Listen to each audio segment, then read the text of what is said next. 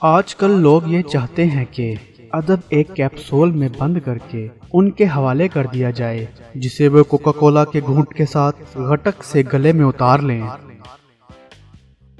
ہم تالی کے خلاف نہیں، اس کے بھی کچھ فائدے ہیں، مثلاً یہی کہ لوگوں کو بھری محفل میں سوتے سے جگانے اور خراٹے لینے سے باز رکھنے کا مہذب طریقہ اجتماعی تالیاں ہی ہیں۔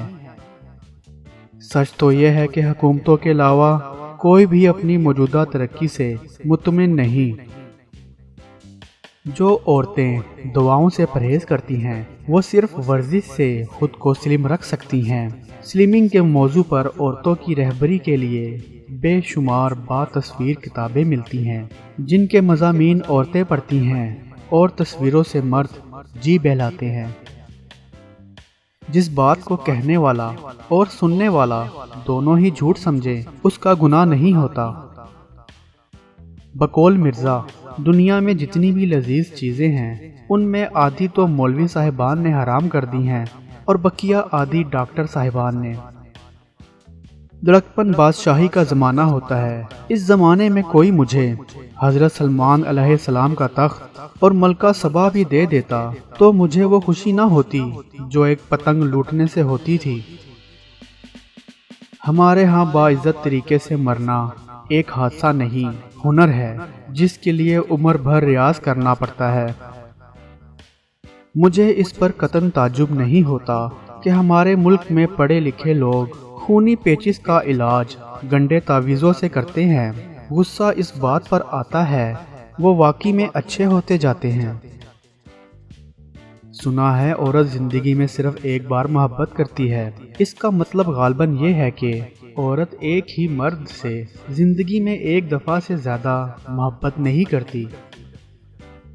بقول مرزا، دفین کے وقت میت کے سوا سب رنجیدہ ہوتے ہیں۔ بیوی کا پرس ڈھو کر لے جانا ایسا ہی ہے جیسے کوئی ایوریسٹ سر کرنے نکلے اور تھرماس میں گھر سے برف کی ڈلی رکھ کر لے جائے۔ ہم نے دیکھا ہے کچھ عورتوں کی قسمت کے خانے میں صرف ان کا وزن لکھا ہوتا ہے۔ فحش کتاب میں دیمک نہیں لگ سکتی کیونکہ دیمک ایسا کاغذ کھا کر افزائش نسل کے قابل نہیں رہ سکتی۔ ایک زندہ، ذمہ دار اور مذہبی معاشرے کی یہ پہچان ہے کہ اگر وہ کسی کے دکھ درد کا مداوا نہیں کر سکتا تو اس میں شریک ہو جاتا ہے۔ یہ ایک تاریخی حقیقت ہے کہ انگلستان کا موسم اگر اتنا ظالم نہ ہوتا تو انگریز دوسرے ملکوں کو فتح کرنے ہرگز نہ نکلتے۔ انسان اپنی خواہشوں کو جتنا بڑھاتا اور ہشکارتا جائے گا اس کا من اتنا ہی کٹھور اور اس کی زندگی اتنی ہی کٹھن ہوتی چلی جائے گی۔ راہ کبھی گم نہیں ہوتی، راہ میں چلنے والے گم ہو جاتے ہیں۔ قدرت کے کھیل نرالے ہوتے ہیں، جب وہ دانت دیتی ہے تو چنے نہیں ہوتے اور جب چنے دینے پر آتی ہے تو دانت ندارد۔ کیلنڈر سے اپریل، مئی، جون، جولائی، اگست، ستمبر کے مہینے ہمیشہ کے لیے خارج کر دیے جائیں تو واللہ لاہور کا جواب نہیں۔